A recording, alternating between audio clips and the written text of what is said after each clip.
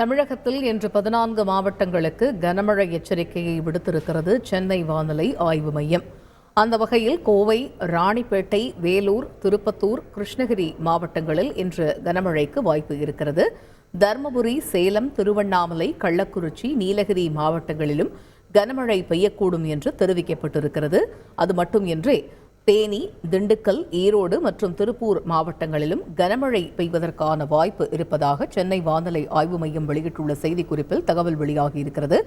நாளைய தினம் புதுக்கோட்டை, தஞ்சை, திருவாரூர், நாகை, மயிலாடுதுறை, கடலூர் மாவட்டங்களிலும், விழுப்புரம், செங்கல்பட்டு, காஞ்சிபுரம், ராணிப்பேட்டை, அரியலூர், பெரம்பலூர் மாவட்டங்களிலும் நாளை கனமழைக்கு வாய்ப்பு இருப்பதாக தகவல் வெளியாகியிருக்கிறது. மேலும் கள்ளக்குறிச்சி, வேலூர், திருவண்ணாமலை, திருப்பத்தூர், திருச்சி மாவட்டங்களிலும் நாளைய தினம் கனமழைக்கு வாய்ப்பு இருப்பதாக தகவல் வெளியாகியிருக்கிறது. வருகின்ற 8ஆம் தேதி வரை தமிழகத்தினுடைய பல்வேறு பகுதிகளிலும் கனமழைக்கு வாய்ப்பு இருப்பதாக வானிலை ஆய்வு மையம் வெளியிட்டுள்ள செய்திக்குறிப்பில் தகவல் வெளியாகியிருக்கிறது.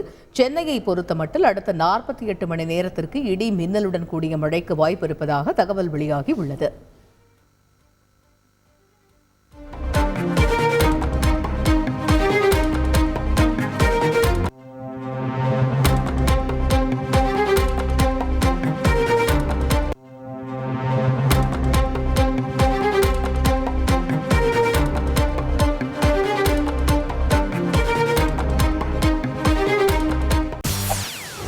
செய்திகளை உடனுக்குடன் தெரிந்து கொள்ள உடனே சப்ஸ்கிரைப் பண்ணுங்க.